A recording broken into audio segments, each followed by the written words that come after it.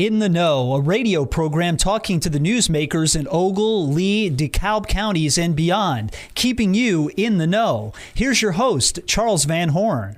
Good morning. Hanging out with us in studio this morning, Ogle County Sheriff Brian Van Vickle. Good morning. Good morning. How are you? Doing great. Glad to have you here. Our first chat on In the Know.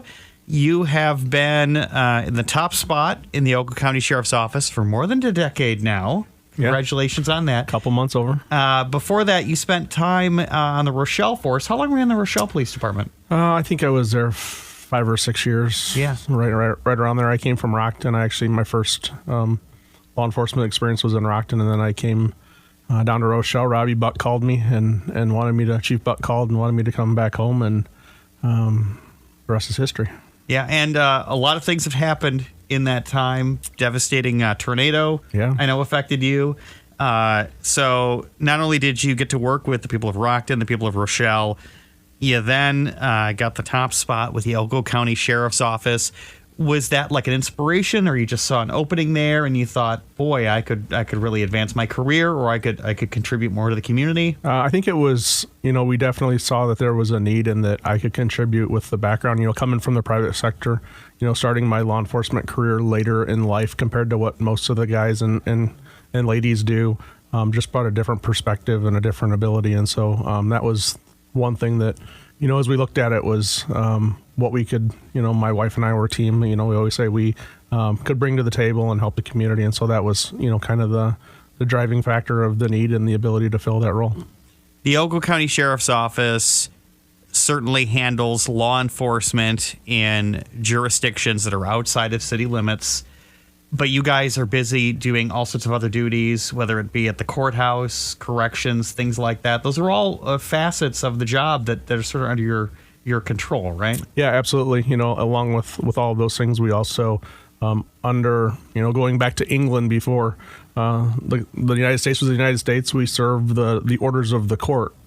Sheriff, the word sheriff actually comes from England, and so that's something that's been done all through time as far as the sheriff goes, but we also serve all of the orders of the court. So in addition to everything that you just mentioned, we go out and knock on all the doors and give the good news to the people of when they get to show up to court. So did Robin Hood give you guys a bad rep then? Yeah, that was well before my time. Ogle County Sheriff's Office has a lot of territory to cover. Certainly one of the larger counties in the state, a lot of rural roads, a lot of places to cover. And unfortunately, manpower is always going to be a problem. There are parts of the county that probably don't see a lot of deputies driving by all the time. Yeah, we use a lot of analytics. I mean, obviously that's in this day and age with the computer systems, that gives us a lot of guidance. But again, it's also the old beat cop, just knocking on doors and checking places, and we see that a lot on the west side of the county. You bring up the size of the county; it's 758 square miles. There's 2 bridges across a river. When I lived over here in Rochelle, it would take me 40-ish minutes to run lights and sirens to get to the far northwest side of the county.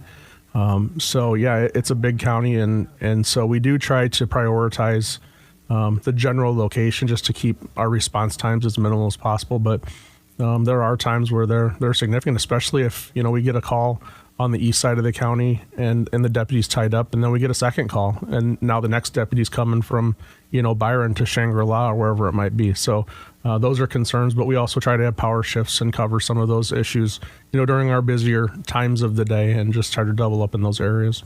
You obviously will get support from local municipalities in the event of an emergency. There isn't going to be a community that says, no, our officer isn't going to go out of town. How often do you rely on sort of that intergovernmental support? We do it quite a bit, and it works both ways.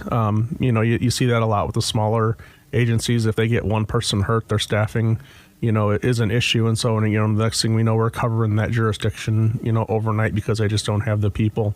Or if, they end up with a physical domestic in town, we're going to town to help them out, just like they're coming out into the county to back up the deputies. So that's always been a priority, is the safety of the deputies as well as the public. And so if we can get the assistance and make sure that happens, we always ask, and the municipalities ask as well. And that even goes on levels higher than that. The Illinois State Police, Department of Natural Resources, I'm sure you've engaged in situations where those individuals have come help as well. Yeah, absolutely. It's a little bit different with the state police. They're not usually close by, so their response times are much more significant. But if we call and ask, they definitely do what they can to help. And if we need an investigation, like for the Lost Nation shooting, I made a call to the Zone 2 investigators, and they were immediately there. So those communications are great, and the assistance back and forth is phenomenal. Now, is there rivalry based entirely on headgear? Because the Illinois State Police wear silly hats. They do, but they don't work real well today with all the wind and snow, so that's on them. I have to be careful because I do drive on the state highways, and if I can make jokes about the hats, I will discover that 3 over is a ticket. Ogle County Sheriff Brian Van Vickle with us in studio, and you touched on the Lost Nation incident. The last year, 2024, was a frightening year for law enforcement. Let's be realistic. Some scary things. There was the tragic line of duty death in DeKalb County, where the deputy was struck and killed in that and vehicle incident, and then of course the Lost Nation incident where you had a number of agency partners get wounded in the attempt to apprehend somebody who needed assistance. Training only does so much.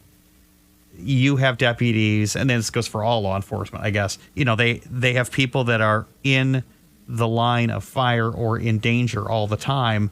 How many hours do you guys spend on training, and how do you keep the officers, the men and women, motivated even when there's situations around them that have gone sour? You think that would be sort of in the back of their minds, like, maybe this career isn't for me. Maybe I don't want to put myself out there like that. Well, I think the first answer to that is law enforcement is the only career where the first day that you go show up for your job, you get a bulletproof vest and a gun. Yeah. So that risk is known from day one. It's taught through the academy, it's taught through field training. And so it takes a different type person to be able to deal with that. So, the baseline is different, I think, first of all.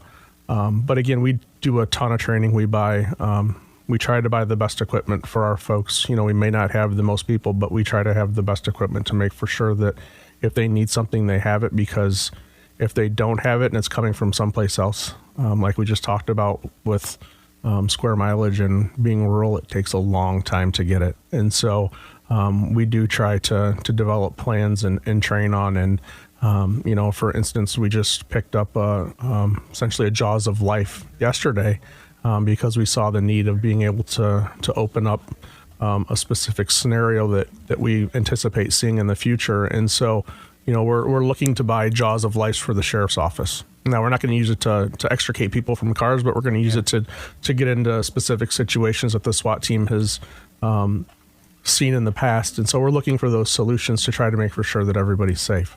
And so thinking outside the box and trying to train, in a different manner that we can be self-sufficient and make sure that our folks are safe and do it in the best manner that we can has always been our focus. We trained last week with the SWAT team. We actually got a house to use between Shannon and Forest. And so the SWAT team got, as real world type practice as you can without, it being a true incident. And so even though it was, cold and windy and most of the guys worked the night before and all that good stuff, they trained all day and got that training piece done. So we train about every 3 weeks on the SWAT team, 3 to 4 weeks, depending on the time of year. And so they do get a lot of training and a lot of repetition. And so that does definitely help. With regards to equipment, you mentioned the Jaws of Life. Always, it seems like every year it's another cycle of vehicles. And you mentioned the mileage.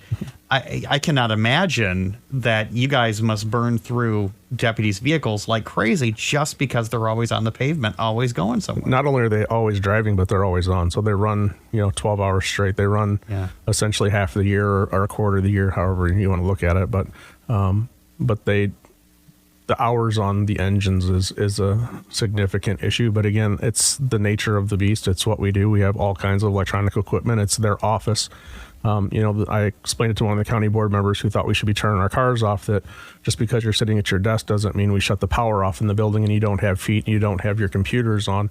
This is their office. And so it does need to stay running because they have to have internet and they have to be able to have the radios on and everything else. So, we get about 3.5 years out of a vehicle before they really, I wouldn't say they're wore out, but they're starting to nickel and dime pretty good, and it just makes more sense to send it down the road and get a new one. Let's change gears just a little bit. We talked about the rural areas of the county. We talked about how response times can vary widely. If you live outside of a village or a city that has law enforcement, if you live on a farm, if you have outbuildings, things like that, what type of crimes are we seeing in the rural areas that would be things you would have to investigate? And what can homeowners and those who live on farms do to help sort of tighten things up a bit to maybe keep the bad people from doing bad things? It all seems to go in waves, and then, we end up, or Whiteside catches the person, or whoever it might be catches the person that's, taking advantage of that rural area. But I think the biggest thing is to make sure that the buildings are secure, make sure it's difficult to get in. Most of these people are taking advantage of an easy opportunity. It's, they're not doing things that are difficult. So if you can have trail cameras up at a bare minimum, that definitely helps to at least get a vehicle description, because, obviously on the west side of the county at night, there's not a whole lot of vehicle traffic. But again, if you see, a dark colored pickup truck or whatever it might be and give us a little bit of help, that also helps to narrow it down, because there's also not a lot of vehicle traffic over there. So that definitely has been something that has worked in the past, is just, while cameras are great, trail cameras are fine as well. Just to give you guys something to go on and maybe link certain events together. Yeah, because, the issue is there's not, a lot of these rural farms no longer have a house on the farmstead anymore. It's just outbuildings full of equipment, and, these people are coming in and stealing copper or whatever it might be.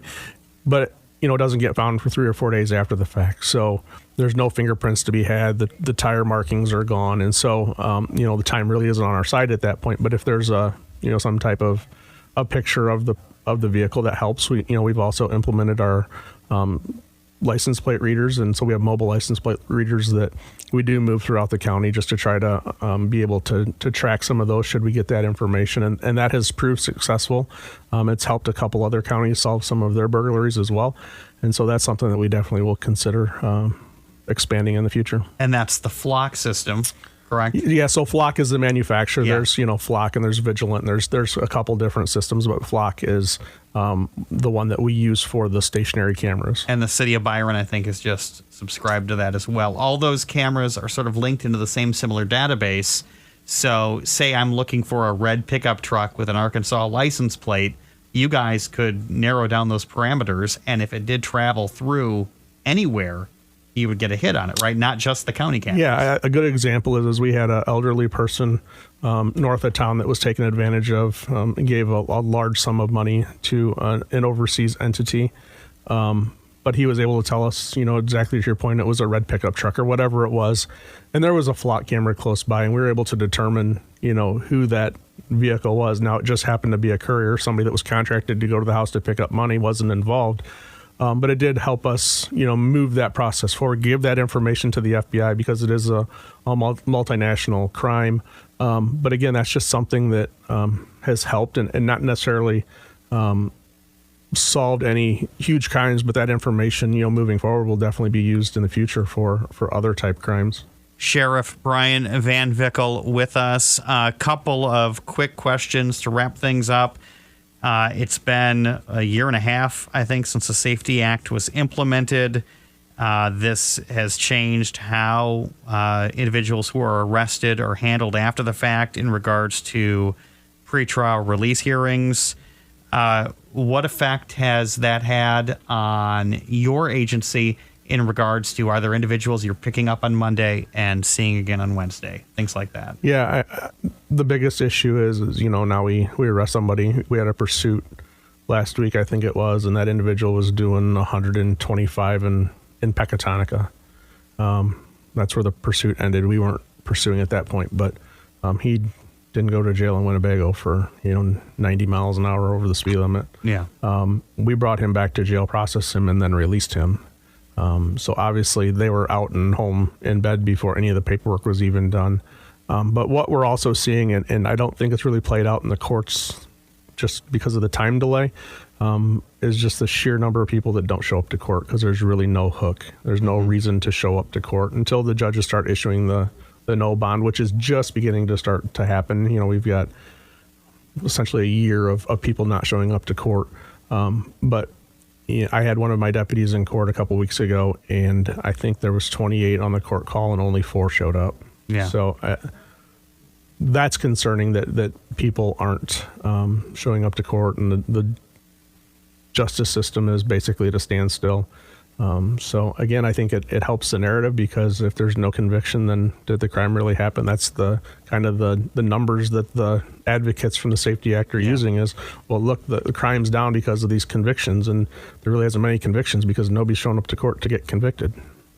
Brian Van Vickle, thank you so much for joining us this morning. Be safe out there. Thank you. Thank you for listening to this week's In the Know. The program returns next week at this time with another great conversation with someone from your community.